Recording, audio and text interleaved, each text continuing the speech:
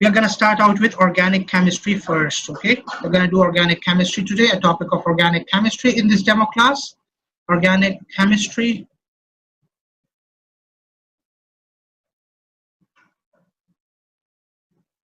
And the topic we are going to do today is, first we are going to do isomerism, right? Isomerism. And then we'll touch upon alkanes a bit. Okay, the two objectives of our today's class. All right, so let's get started. All right, so isomerism. Okay, from your O levels, we know that isomers are compounds having the same molecular formula.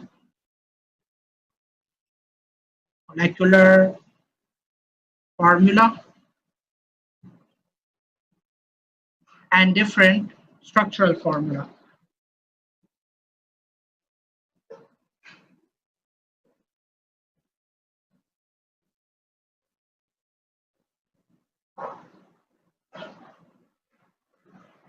Okay, so for instance, if this was a compound, okay, this is propane. Actually, I'll use butane, CH2, CH3. Okay, this is butane, and an isomer of butane will have a similar molecular formula but of a different structural formula, so it can be branched at one point. Okay, both these compounds have the same molecular formula, C4H10, but their structural formulae are different. Okay, this is a straight chain compound and that's a branched. This is, I'm assuming that you already know from O levels. Okay, this is branched. This was the only type that we did in O levels, right? But in AS, isomerism is a bit more extensive. Okay, and this isn't the only type of isomerism that exists in compounds, but there are many more.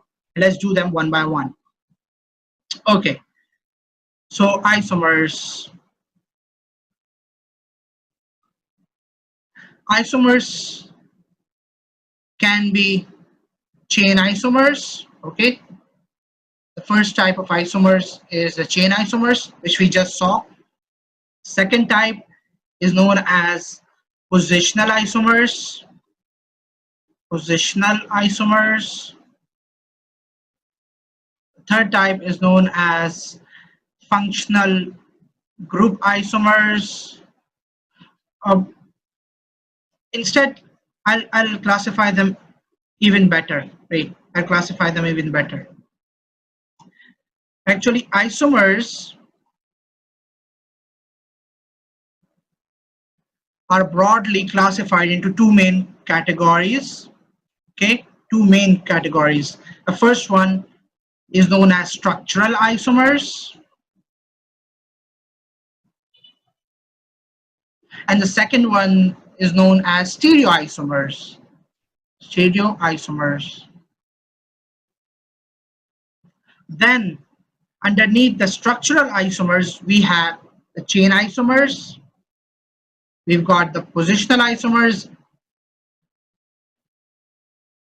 and the functional group isomers.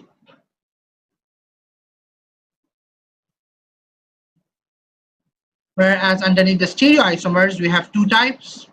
Okay, the first type is known as geometrical isomers, which is also called the cis-trans isomers. And the second type is known as optical isomers. Optical isomers.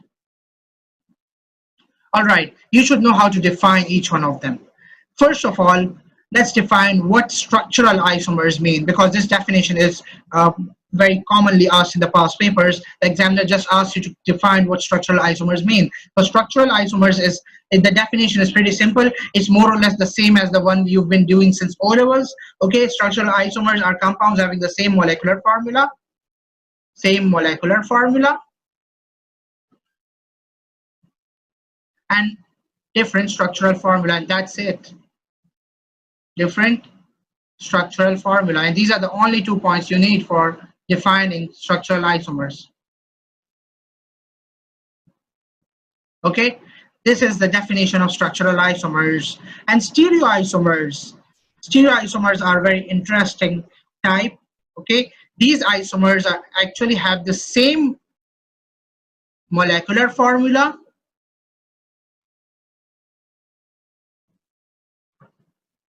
and they also have the same structural formula. Okay, so if the structural formula and the molecular formula both are the same, then what's the difference? Okay, here's the difference, but they have a different arrangement of atoms in space.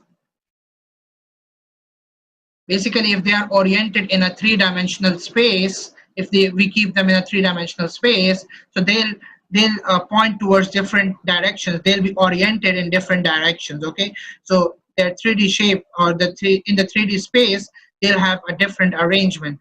That's why they are called stereoisomers. Okay, now let's look at each type one by one. Okay, first of all, the chain. Okay, before I proceed, any questions so far in the two categories of isomers? Was there any questions? No. All right, cool. Now let's look at the structural isomers one by one in great detail. And this is a very important part of your organic chemistry, because most of the time questions do come on this part of the organic chemistry. Okay, although this is a very basic level, but it is a very important one, high yield with respect to your exams. Okay, now chain isomers.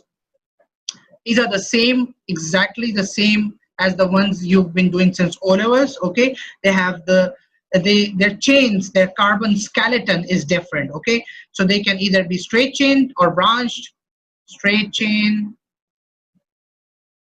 or they can be branched. Okay, they can even be cyclic. All right, but I won't discuss the cyclic for now. Okay, just leave cyclic for a bit because it might confuse you.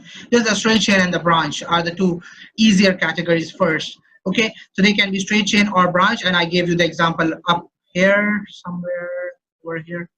Maybe I removed it. Anyways, the butane and the 2-methyl-pro. Okay, it's right over here. Yeah, these are the two chain isomers. Okay, the carbon chain is different. Okay, in both of them. If you okay, we'll even do the naming. Okay, in detail.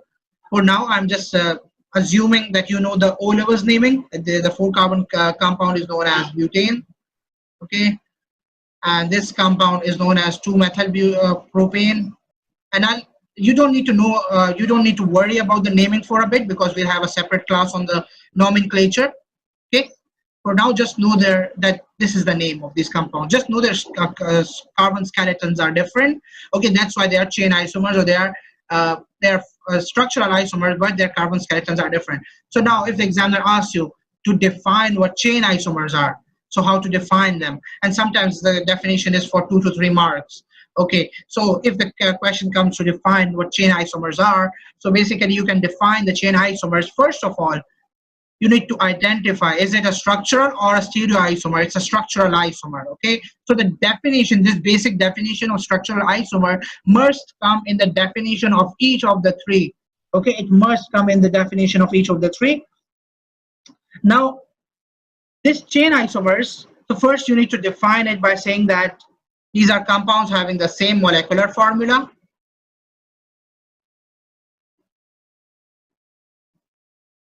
And different structural formula. Okay, this basic definition will come. Different structural formula.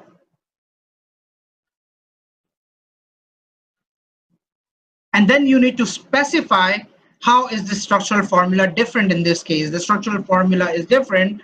How? That is, they have the different carbon skeleton. That is, they have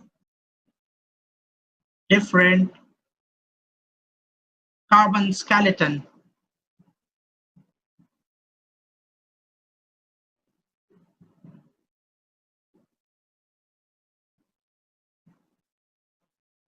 All right, so this is a complete definition of chain isomers, and I gave you the examples. Let's do one more example. Okay, for instance, This is a compound CH3, CH2, CH2, CH2, CH3. All right, and then if I were to talk about its isomer, its molecular formula is C5H12. Okay, this is pentane, and the compound, the isomer can be CH3, the C, another C, and then a CH3 attached maybe over here. Okay, this is one possible isomer. Okay, we can have more than one isomers. Okay, we could have this chain. We could have another branch on the same carbon atom over here. Okay, we could have another branch like this. And CH3, 1, 2, 3, 4, 5. Okay, both these compounds are structural chain isomers of this pentane, and they have the same molecular formula of C5H12. Okay, but their structural formulae are different. All right, so this is how you define what chain isomers really mean. Okay, is it clear? Any question so far in chain isomers? There? What is carbon skeleton? Okay, carbon skeleton is actually this backbone of carbon atoms. Okay, this backbone. Okay, this connectivity of carbon atoms, the carbons which are attached, this carbon atoms. This chain is known as the carbon skeleton. So if I were to change this chain by branching it, by taking the carbon atom from the corner and attaching it somewhere in the middle, it would form a different carbon skeleton. Okay, this is known as a different carbon skeleton. Or if I were to take a third carbon atom and attach it over here again, then I would have another possible carbon skeleton. These carbon atoms connected to by covalent bonds form a carbon skeleton. Clear? Yes. All right. Now, is there any other question you want to ask related to chain isomers? Or should I move ahead? No, sir. All right. So just remember that this is the complete definition of chain isomer. Okay, this is what you need to write in your exam. Now coming to positional isomers.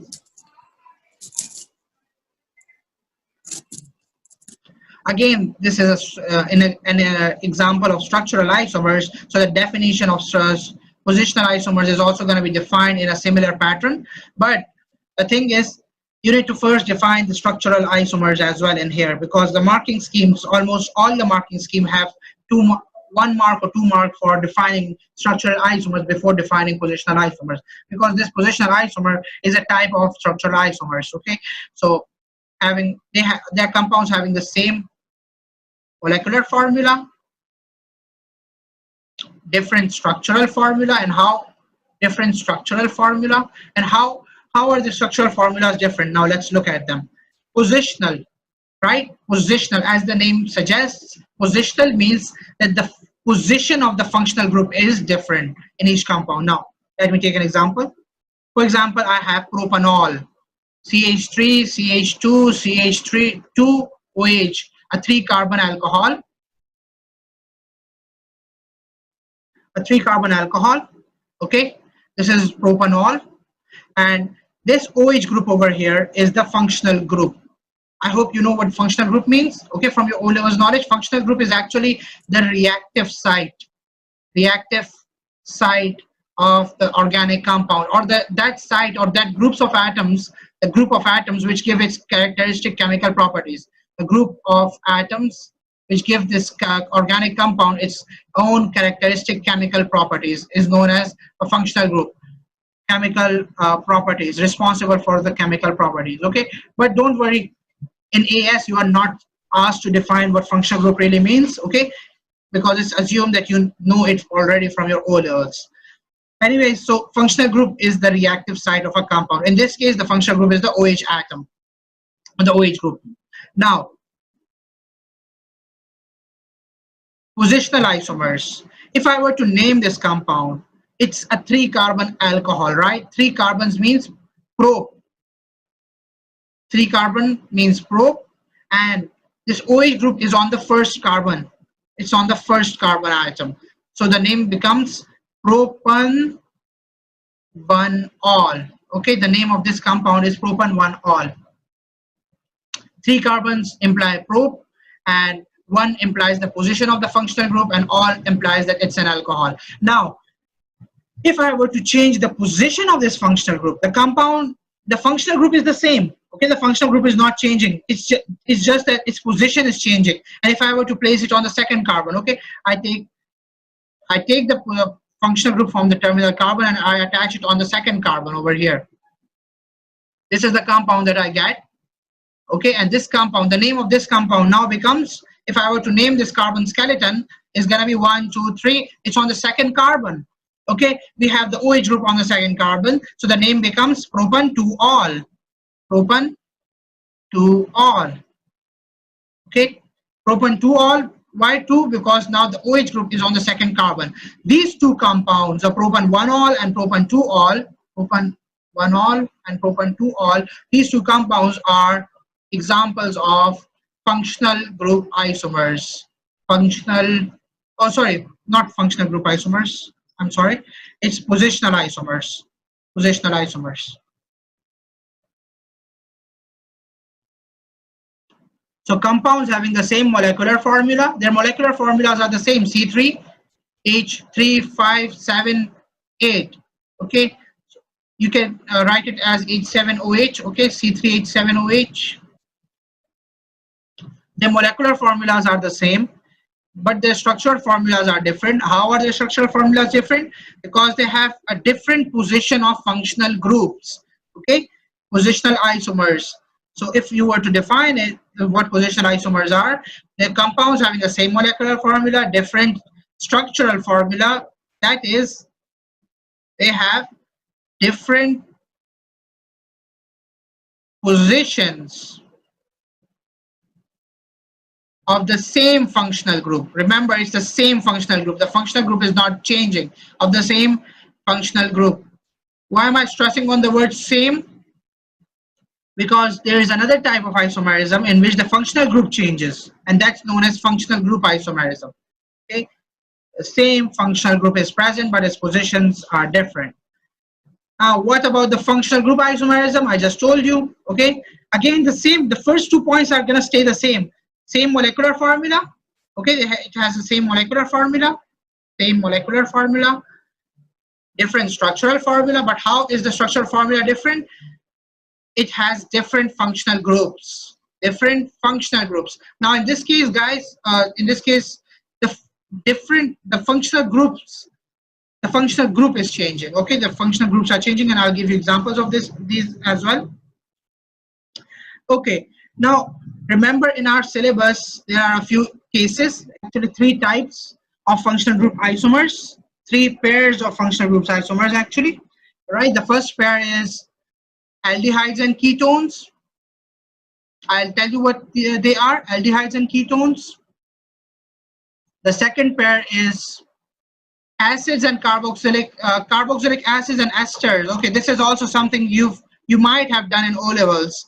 Carboxylic acids and esters are isomers. Which isomers? Functional group isomers and esters. The third type is alcohols and ethers.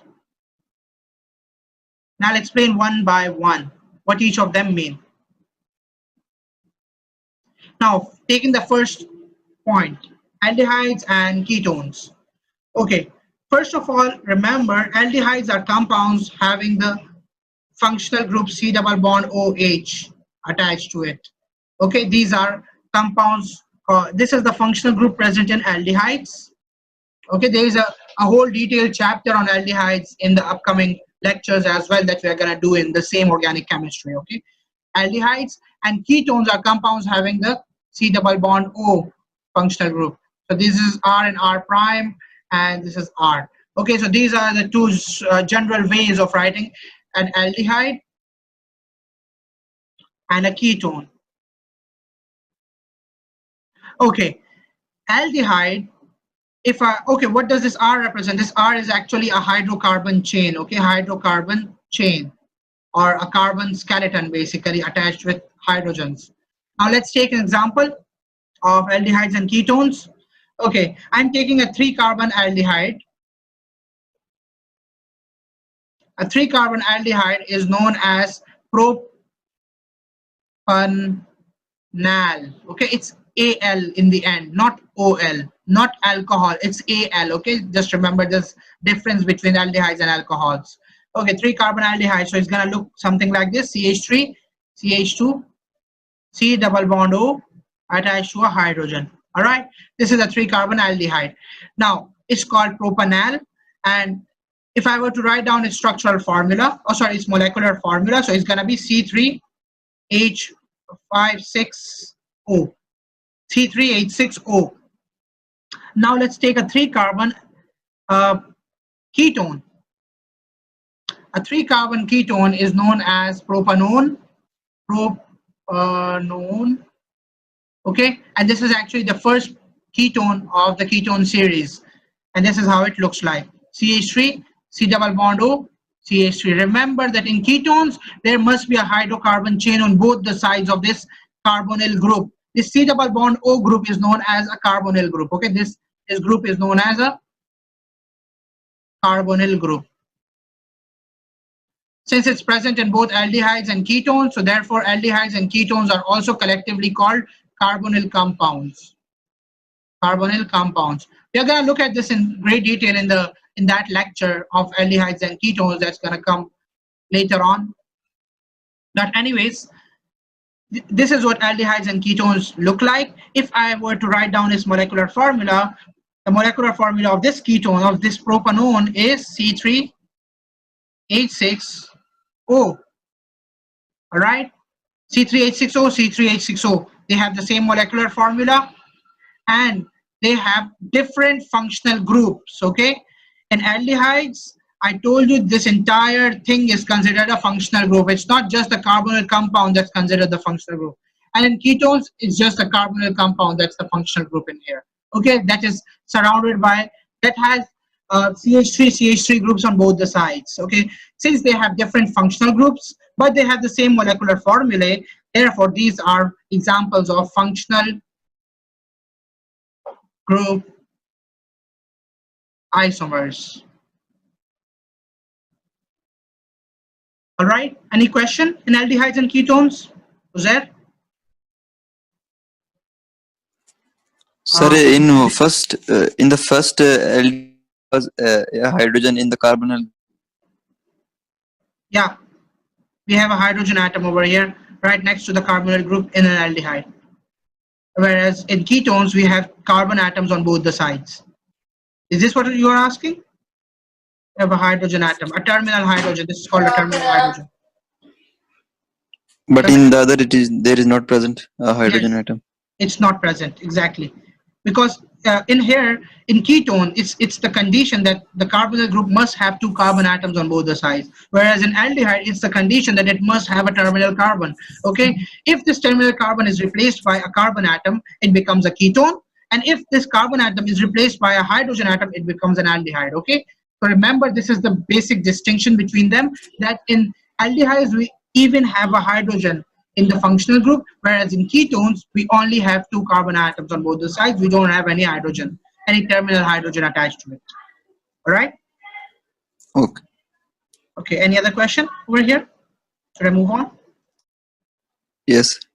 All right, so this was the first case of functional group isomers, carbonyl compounds. Now coming to the second example of functional group isomers is carboxylic acids and esters.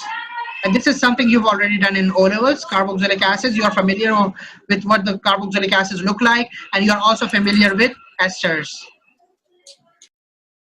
Okay, carboxylic acids are compound having the COOH functional group, and esters are compounds having the C double bond O with an O attached functional group. Okay, the ester functional group and the carboxylic acid functional group. This is the functional group present in esters. This is the functional group present in carboxylic acids. Okay, in esters, on both the sides, we can have carbon atoms or hydrogen atoms. In carboxylic acids, we can have a carbon atom or a hydrogen atom over here. Okay. Now, let's take examples. Let's take a 3 carbon acid and a 3 carbon ester. All right, 3 carbon acid. It's called propanoic acid. Propanoic acid. And 3 carbon ester that I'm going to make is going to look something like this: CH3 C double bond O, O with a CH3 attached to it. All right, how to name esters?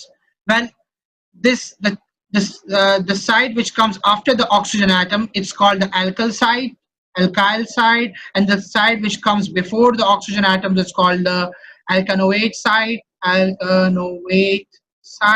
Okay, alkanoate is the general way of naming esters. Okay, this alkyl and alkanoate, this ALK can be replaced by meth, eth, pro, but. Okay, depending on the number of carbon atoms which are present. Now, for example, over here we have only one carbon atom, so this will become methyl, and we have two carbon atoms on the left hand side, right? The carbonyl carbon and this carbon atom. So two carbon atoms is known as eth, right? The eth means two carbon atoms. So methyl ethanoate. This is the ester that we have over here, and this carboxylic acid that we have on the left hand side is CH3 CH2 COOH. This is called propanoic acid. Now if I were to write down its molecular formula of both these compounds, the molecular formula of this carboxylic acid will become C3H6O2. The molecular formula of this compound will become C3H6O2 still. So are the molecular formulas the same? Yes, they are, and their functional groups are different, right? We have a OCOH group and an ester group. So since their functional groups are different, their molecular formulas are the same. So these are also examples of functional group isomers. Clear? Yes, sir. And general way of writing the name of esters is alkanoate. We'll practice the naming too, so don't worry about that, right? And now the third type is alcohol and ethers are functional group isomers. Alcohols and the corresponding ethers. Okay, alcohols are compounds having the same general formula of ROH, whereas ethers are compounds having the general formula of ROR. All right, so now in ethers it's just this middle oxygen, that's the functional group, and in alcohols it's the OH group, that's the functional group. Okay, so now if I were to take examples, okay, let's take a 2-carbon alcohol and a 2-carbon ether.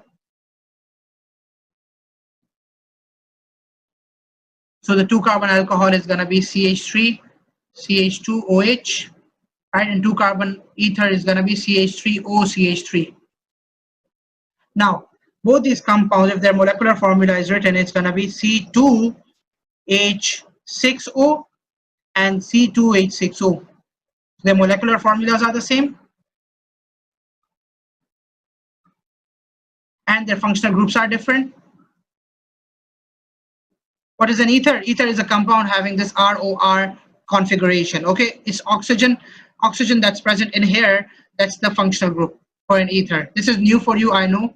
It was not in O levels. Okay, this is the functional group of ethers. So compounds having this O as the functional group is known as an ether, and it's generally it's not that frequently tested though. Ethers are not that frequently tested, but in the MCQs they do show up. Okay, they do show up, so it's better to know. This is how the ether looks like. This is what the ether is. Okay, the oxygen is the functional group, and both the sides must have a carbon skeleton in ethers. Do you get it? Yes. Okay, and if one of the two sides is replaced by a hydrogen, okay, it's just like aldehydes and ketones. Remember, in aldehydes we had a terminal hydrogen. Over here as well, in alcohols we have a terminal hydrogen, and if both the sides are replaced by a carbon atom, by carbon atoms, then it becomes ether. Okay, so you could consider this as similar to ketones, consider ethers to be similar to ketones, and consider alcohols just to remember to be similar to aldehydes. Okay, so it's just the terminal hydrogen that differs in both the cases again.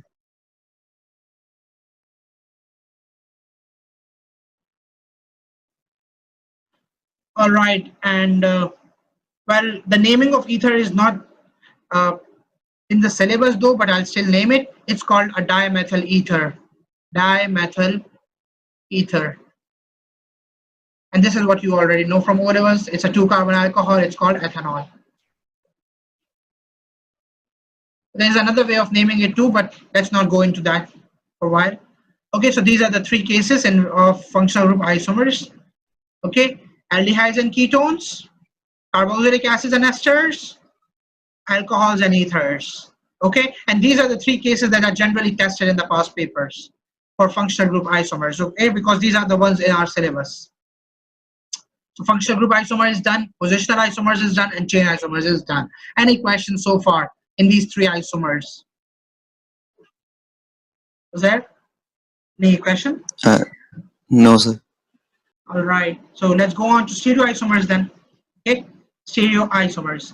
All right, whenever you are asked to define what stereoisomers are, okay, basically generally in the past papers a definition of stereoisomers is asked, okay, rather than the asking the definition of optical isomers or geometrical isomers, the examiner tends to ask the definition of stereoisomers. Okay, so stereoisomers.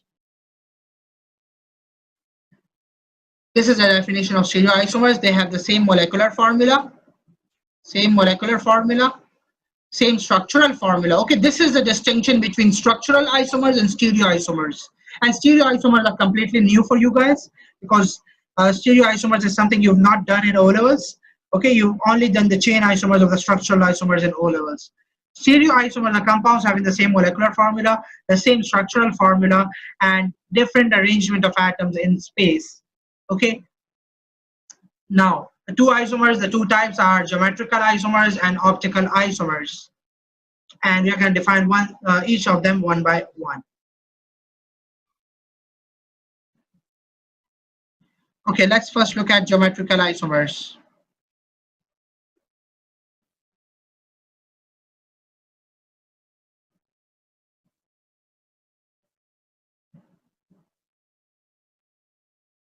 Which are also known as cis trans isomers. Okay, cis and trans, these are actually the 2 types of isomers which are present. Okay, cis configuration, this is one configuration, the cis configuration, and this is the other configuration known as the trans configuration. Okay, first of all, the conditions in which the cis trans isomerism is possible. Okay, first of all, let me tell you something. Cis trans isomerism is possible in compounds having a pi bond. Okay, now do you know what a pi bond is? You don't know, right? Let's do pi bond first. Basically, the covalent bonds which are made, covalent bonds.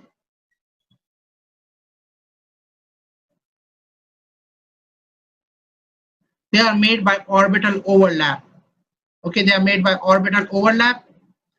Okay, you might not know what orbital is. Okay, for now, just assume. I'll just give you something to begin with. All right, pi bond is basically the second bond which is formed after the sigma bond. Okay, first of all, we have 2 types of covalent bonds. Okay, we have a sigma bond and a pi bond. Okay, these are the 2 types of covalent bonds. Okay, sigma bond. What is a sigma bond? Sigma bond is basically a bond which is present in basically all single bonds are sigma bonds. All single bonds are sigma bonds. And double bonds contain pi bond and sigma bond both. Double bonds contain sigma and pi bonds.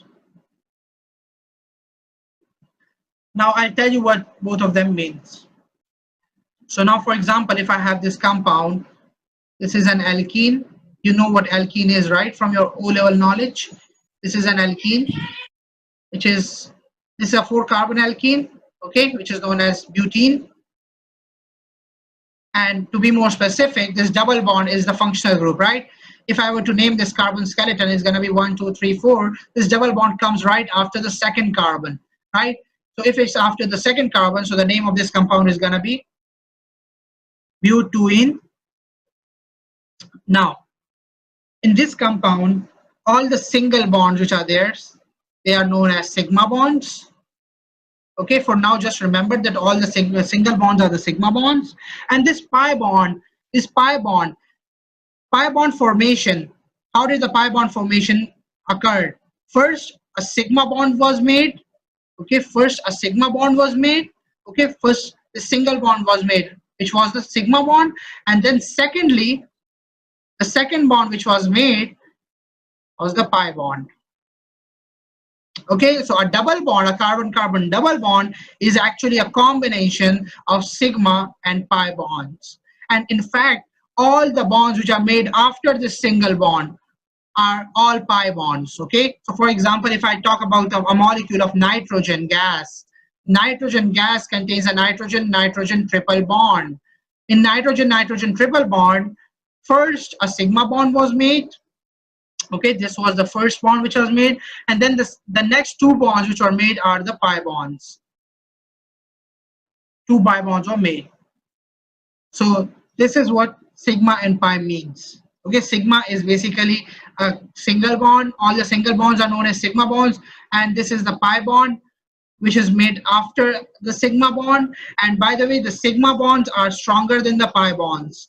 Sigma bonds are stronger than the pi bonds.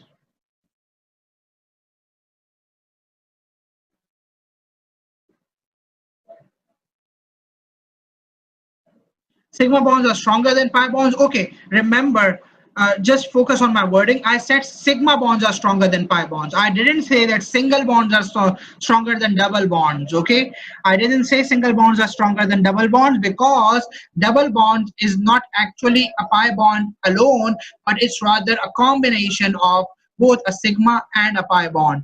So double bonds are stronger than single bonds, but a sigma bond is stronger than this red pi bond. Okay, this is something you need to learn. Second property of a pi bond is this pi bond. What it does is this pi bond actually it locks rotation about the pi bond axis.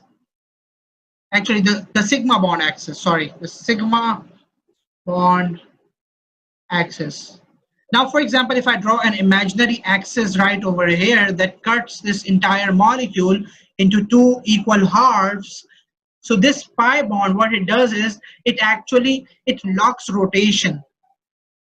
What do we mean by locking rotation? It locks rotation. Locking rotation means that this carbon atom up here, the CH3 group, this can no longer now come in the position of this hydrogen atom, and this hydrogen atom cannot go in the position of that CH3 group. This is because of this pi bond over here. So you could just think of this pi bond as a lock on top of this carbon-carbon single bond. Okay, so this is actually a type of lock which holds this molecule, which makes it very rigid. Which makes the carbon-carbon double bond rigid and prevents these molecules from rotating, and prevents these molecules from moving from above to lower side and from lower side to the upper side. Okay, so it actually prevents that happening.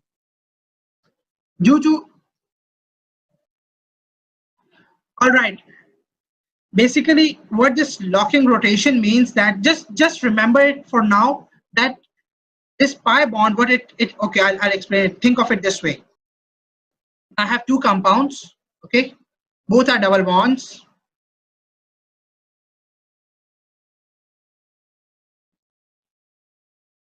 All right, this is one compound. And now I have another compound. In this compound, what has happened is that this CH3 is at the same position. The hydrogen is at the same position. Okay, but this CH3 and the hydrogens, they have changed their position. CH3 and a hydrogen. Now, I was telling you that it's not possible for this same compound, to change from this configuration to that configuration in presence of a pi bond. Okay, if you look at it carefully, what has happened is actually this methyl group has rotated. It has moved on and replaced this hydrogen atom, and this hydrogen atom has moved up and replaced that carbon atom. Okay, these two compounds are actually two different compounds. Okay, these are two different isomers of each other. These are two different isomers of each other, and I'll tell you why they are called isomers in a bit. But this is what rotation means. Locking rotation. Can it rotate? Yes. In case of sigma bonds, it can. Now wait, in case of sigma bond, now for example, if I have this compound over here, all right, there is no pi bond present in between the carbon-carbon bonds. Okay, and let's replace these hydrogens too. Okay, let's replace them by some other groups, methyl groups, for example. Now this compound, it's possible for this, these bonds are actually now free to move. Okay, because now sigma pi lock is not here. The pi bond lock is not present in here. Okay, so it's possible for this compound to come in this configuration as well easily without the need of using any more energy. Okay, it's possible for the same compound to come in this configuration. And so in this case, these two compounds are not considered two different isomers, but these two compounds are considered the same structure, the same compound. This is the same compound which has rotated, okay, in which the methyl groups have rotated. Okay, and it's possible because there is just a sigma bond and no pi bond lock is present over here. Just think of the pi bond as a lock. Okay, if the pi bond is present over here, then this rotation is not possible. Okay, if you want to rotate this compound, okay, if you want to rotate this compound, it would only be possible if you would break the pi bond, okay, by providing some energy. If you break the pi bond, then only the rotation will be possible. And then again, if the pi bond is made, then again it will stay in that configuration and will not be able to move ahead. So consider the pi bond as a lock. Pi bond locks rotation. Do you get this pi bond locking rotation stuff? Because this is a very important property for cis-trans isomerism. This is the base of cis-trans isomerism. This is the reason why Yes. it can show cis-trans isomerism. All right. Now, Sir, what effect this has on the properties of the compound, the rotation? I'll tell you just a bit. Basically, first let me tell you what these isomers are called.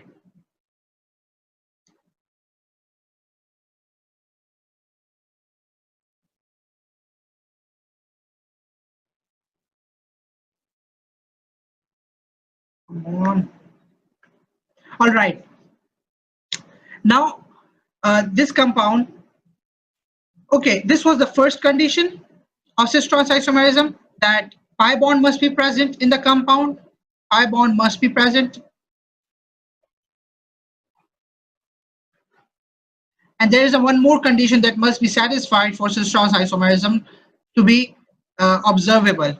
And the second condition is that the double bonded carbon atom, this double bonded carbon atom, both the double bonded carbon atoms, they must directly be attached to two different atoms or groups of atoms. Now, in this case, we have two different groups of atoms attached to the same carbon atom. Okay, this carbon atom over here has a hydrogen and a methyl group. Both hydrogen and methyl groups are different, right? So they are different atoms or groups of atoms are attached to the same compound. And over here in this double bond as well, these two atoms which are attached, they are also different. Okay, so in this case, when both the atoms which are attached are different, only in this is the second condition when cis-trans isomerism is which is needed to show cis-trans isomerism, that the double bonded carbon atoms,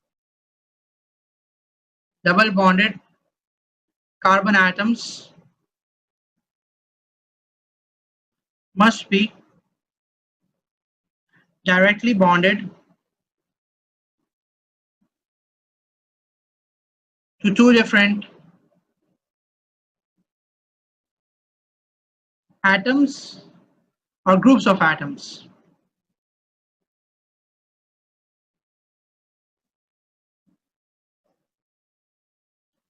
Now, what is the compound that cannot show cis-trans isomerism? Okay, although it has a double bond, but both the carbon atoms has two hydrogen atoms directly bonded to it. So now these two compounds are the same.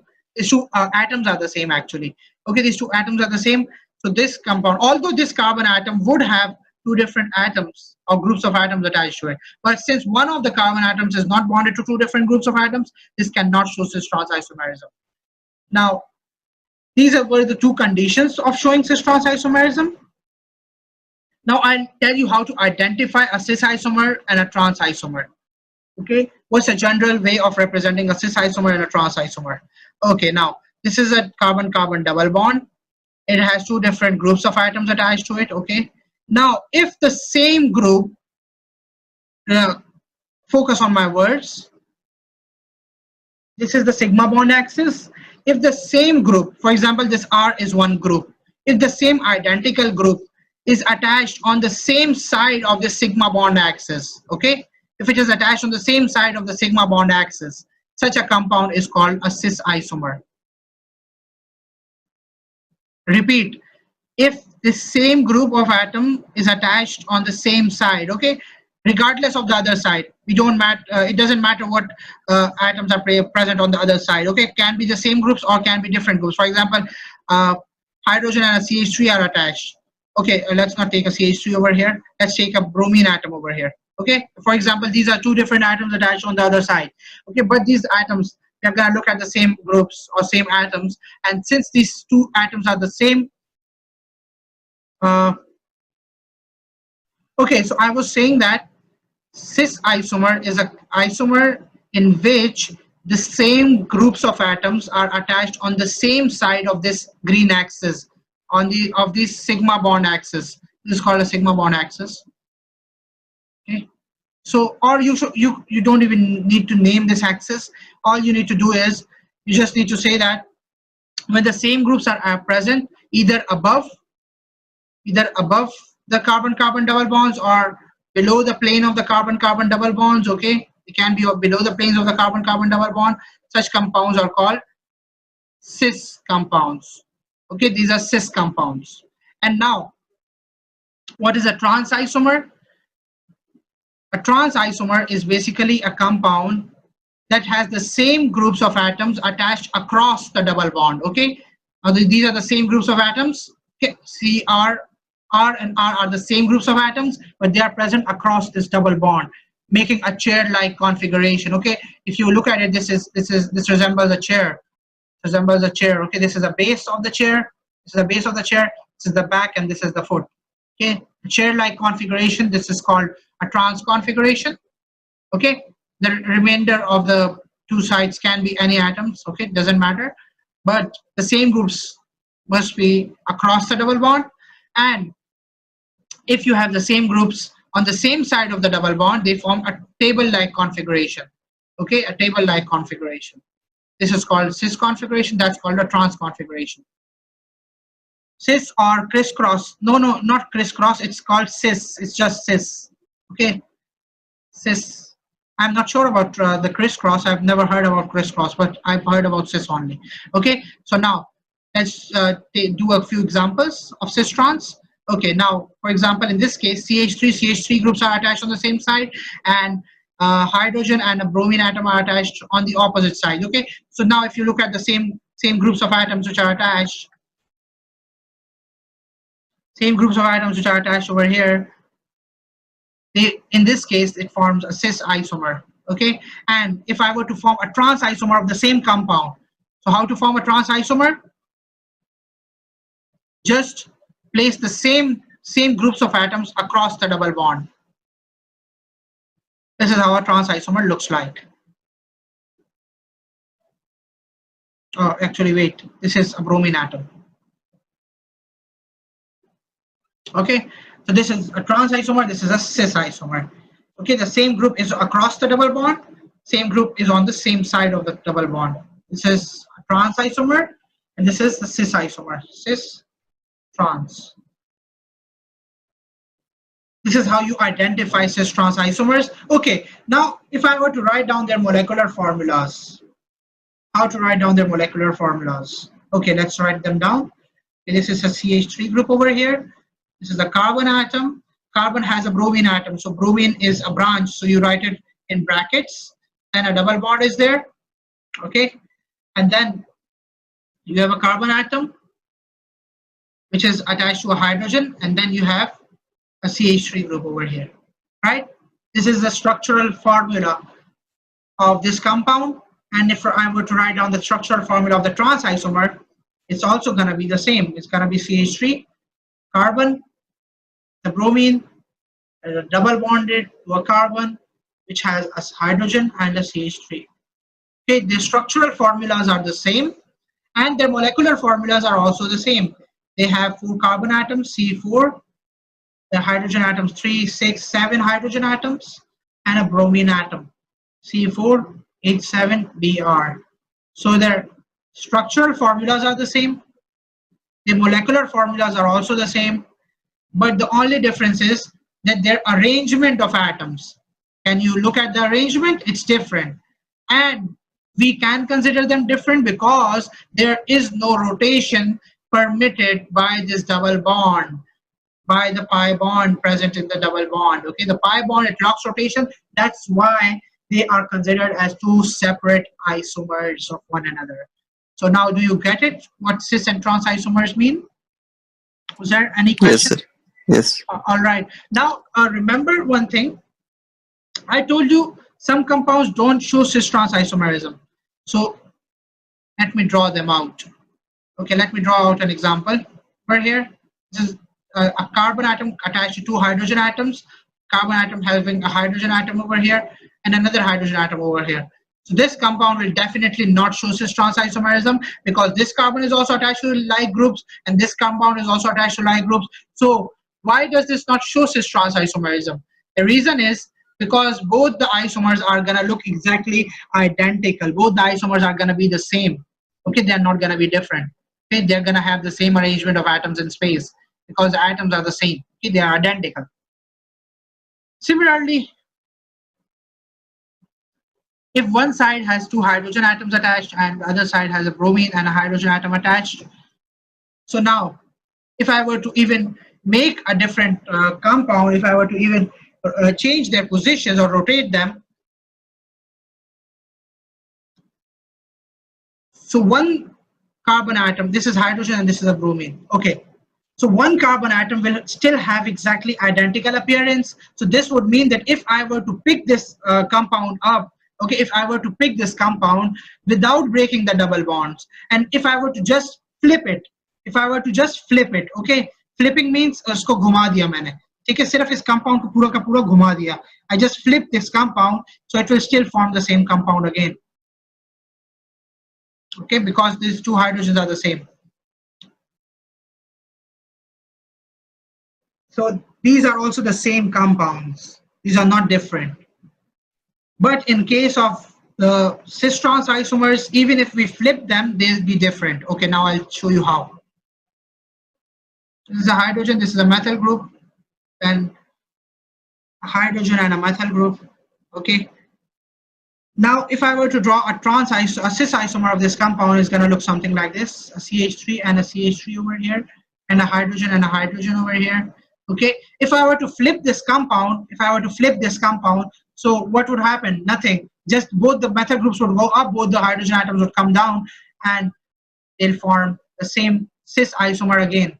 Okay, so it's still gonna be cis. It's not gonna form trans isomer. So that's why this is these 2 are exactly identical and they are different from this trans isomer. Okay, even after flipping it, it's still cis. Okay, it's still cis because the same methyl groups are on the same carbon atoms. Whereas this compound has 2 same groups across the double bond. All right, so this was a detailed explanation on cis-trans isomerism. Okay, we can even have more than 1 double bond in the same compound, and both the double bonds might be able to show cis-trans isomerism. All right, but don't worry, the examiner won't ask you to draw their isomers. Okay, actually sometimes, generally the questions in the past papers, they deal with the simpler ones.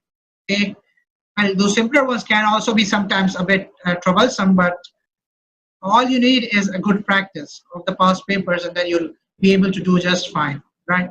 Now this compound, if this carbon atom has a hydrogen and a bromine atom over here, okay, this compound also has a hydrogen atom, this compound also has a hydrogen atom, this compound also has a hydrogen atom and a bromine atom over here. So now tell me, Uzair, will both the double bonds show cis-trans isomerism, or will one of them show, or will none of them show cis-trans isomerism? Okay, so these are the two conditions, okay, pi bond presence and carbon-carbon double bonds, and let's search them out in this compound. Now, this carbon atom over here, is it double bonded? It is double bonded. Yes. Are both the groups or are both the atoms different? Yes, they are different, okay? Yes. One's hydrogen, other is bromine. Now let's look at this carbon atom. It's bonded to a hydrogen atom, and what's on this carbon atom, or what's on this bond? Is it a carbon atom? Yes. It is a carbon atom, but we are not going to look at just this carbon atom alone, but we are rather going to look at this entire group. Okay, this entire is going to be considered as a single group. So now both the groups are different, both the atoms or groups of atoms are different, so therefore this bond will show cis-trans isomerism. Okay, and now if we look at these two double bonds, these two carbon atoms, this carbon atom over here is also bonded to one hydrogen. Okay, I'll erase out this part, okay, just to make it a bit neater. This carbon atom is bonded to a hydrogen, and what's the other group attached to it? It's the entire group over here, right? So this carbon atom also has two different groups of atoms attached to it, right? This carbon atom has passed our test and is also double bonded, so this should show cis-trans isomerism unless we look at the other carbon atom. It also has a hydrogen atom attached to it, okay? And this hydrogen atom is different from the bromine atom, right? So these directly attached atoms are different again. So this double bond will also show cis-trans isomerism. Now do you get it? Yes, sir. All right. So both the double bonds will show cis-trans isomers. Okay, how to find the total number of cis-trans isomers which this compound will show? The total number of cis-trans isomers which this compound can show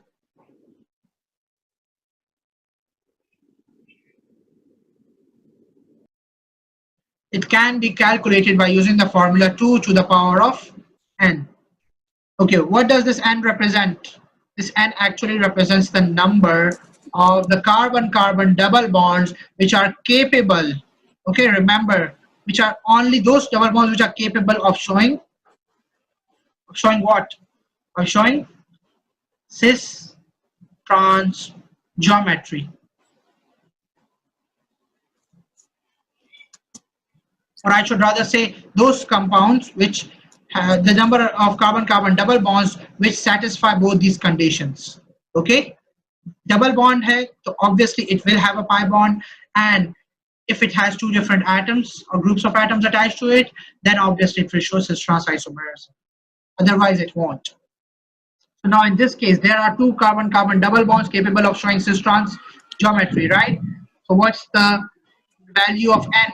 The value of n in this case is, can you tell me the value of n? 2. Yeah, correct. It's 2.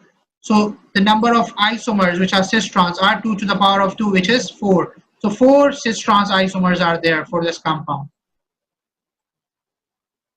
Examiner won't ask you to draw them, obviously, because it's going to be a bit messy. Okay, but he can ask you to draw out this cis-trans isomers of one compound, of one carbon-carbon double bond. Okay. Now let's check how can we have 4 cis-trans isomers. Well, we have two carbon-carbon double bonds, right? What if the first carbon double bond is cis and the other is also cis? Okay, this is one combination. What if the first one is cis and the second one is trans? What if the first one is trans and the second one is cis? And what if both of them are trans? So these are the 4 possibilities or the 4 different isomers which are there that exist in this compound. Okay, cis cis, cis trans, trans cis, trans trans. So that's correct. This formula is also correct. This is how we identify the total number of cis-trans isomers which are present for a compound. Now let's take another example.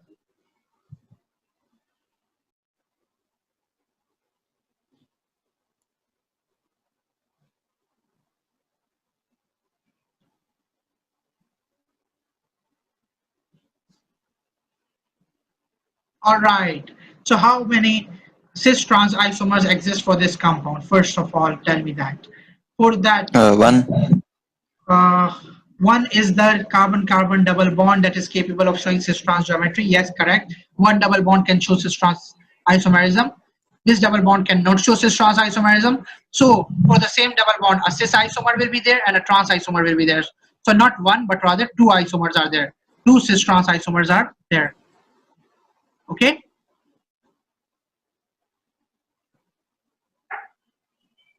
So 2 to the power of 1 is 2. Two cis-trans isomers are there for this compound. Okay, because this carbon atom, carbon-carbon double bond is not capable of showing cis-trans because both the directly attached atoms are different, are the same, sorry. Let's take another example now.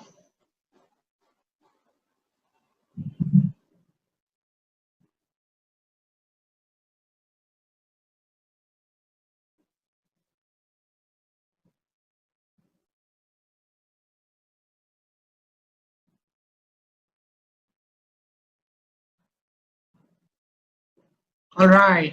So how many cis-trans isomers are there for this compound? Use the same formula 2 to the power of n. Let's identify n. What's n in here? Okay, can this double bond show cis-trans geometry? It cannot, No, because not. this carbon atom has the same group, so it cannot show cis-trans isomerism. What about this double bond? It has a hydrogen atom and this entire group attached. Okay. Just 1 minute.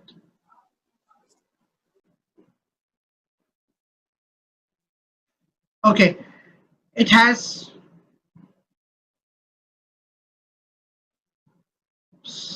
Okay, it has a hydrogen atom in this entire group attached to it. All right, this entire group.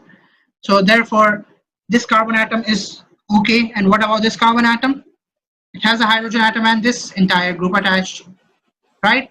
So both of these are different and both of these are different. So yes, this is possible. This one will show cis-trans geometry. And what about this carbon atom? This carbon-carbon double bond over here. It has two hydrogen atoms again attached to the same terminal carbon atom, so not. So how many cis-trans isomers are there? 2 to the power of 1. And 2 to the power of 1 is 2. Two cis-trans isomers are there for this compound because only one carbon-carbon double bond is capable of showing cis-trans geometry and the other two are not. Right? So that's it for cis-trans isomers. Now the last type is optical isomerism. Okay, it's also a bit detailed. So all right, let's do the optical isomers in the next class. Instead, we'll do the cis-trans isomers once again. We'll just repeat what we just did from here. Okay. Cis-trans isomers are actually geometrical isomers. These are the two names for the same types of isomers which are there. Okay, these are compounds.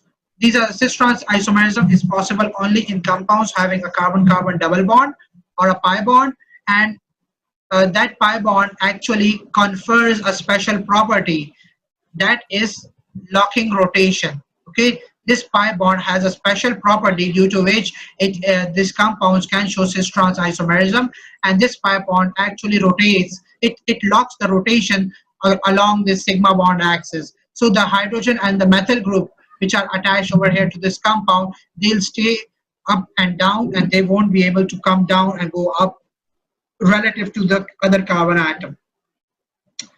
Whereas if that is possible and if the methyl group goes up and the hydrogen atom comes here, keeping the other side the same, then we'll have a different isomer.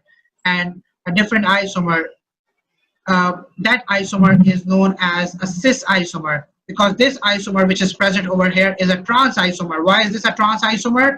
Because the same groups, same methyl groups, you can look at it with respect to the same methyl groups, or you could also look at it with respect to the same hydrogen atoms. Okay, the same groups are present across the double bond. Okay, so this forms a chair-like configuration, and this chair-like configuration is actually what's called the trans isomer.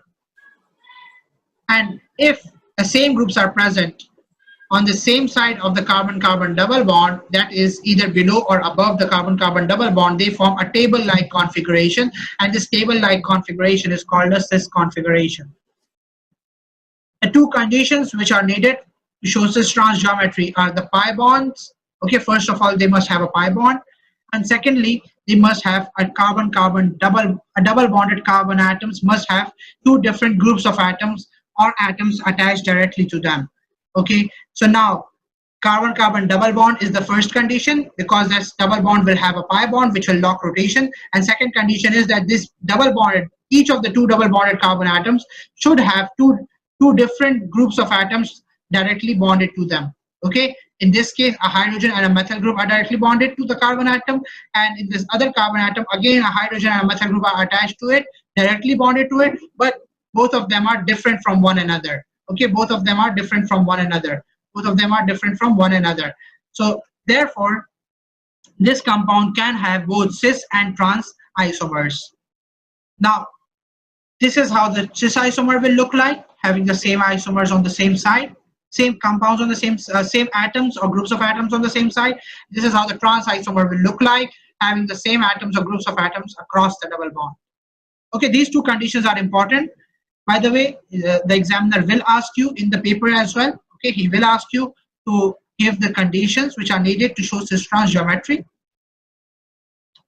And okay, and the last point is that they have the same molecular formula and the same structural formula. But what's the definition? The definition is that they have different arrangement of atoms in space. This is the definition of stereoisomers, which is also given for cis-trans isomers.